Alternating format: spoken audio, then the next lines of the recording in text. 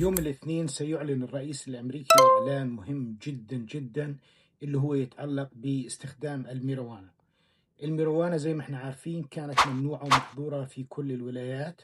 بعدين قبل كم من سنة تم التغيير وصار في ولايات مثل كولورادو وكاليفورنيا وكم من ولاية سمحوا فيها، وفي ولايات ما زالوا متشددين على نفس الموضوع ويعتبروها مادة مخدرة، وبالتالي السجن لمن يتعاطاها أو يتاجر فيها.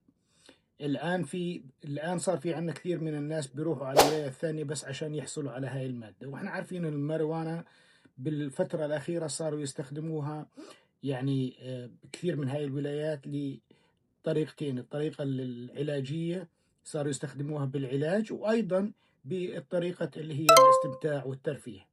الآن قرار المنتظر يوم الاثنين من الرئيس الأمريكي دونالد ترامب راح يعني يعيد تصنيفها على المستوى الفيدرالي، يعني راح يصير قانون فيدرالي، وبالتالي جميع الولايات راح تلتزم في هذا القانون،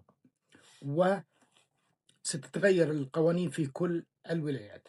الآثار اللي راح تصير راح تكون كبيرة أكيد، من ضمنها اللي صار اوريدي ارتفاع أسهم شركات الكانابيس. بس سمعوا بهذا القرار طبعا كيف.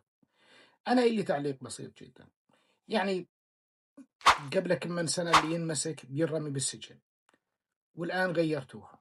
بعض المواد المخدرة ممنوعة في دول ومسموحة في دول، يعني نيجي على القات اللي مستخدم في الصومال وأثيوبيا واليمن مسموح عندهم وكل الناس يعني بيستخدموه، بدول عربية حتى وإسلامية ممنوع.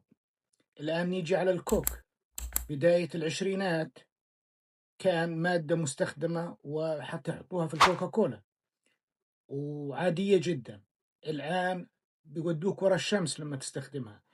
يعني إشي غريب عجيب، وما بعرف، يعني أنتوا على راحتكم بأي ساعة تغيروا القانون وكل إشي يتغير. رأيكم بهالموضوع؟ أكيد في ناس انبسطت كثير، وفي ناس اللي بتاجروا فيها برضو انبسطوا، وفي ناس مثلي أنا لا والله ما أعتقد إنه بحب إني أشم هالريحة بكل مكان أروح عليه. شكرا لكم، آرائكم بليز. رياض الوادي معكم، وبليز share like and comment وfollow me for more always.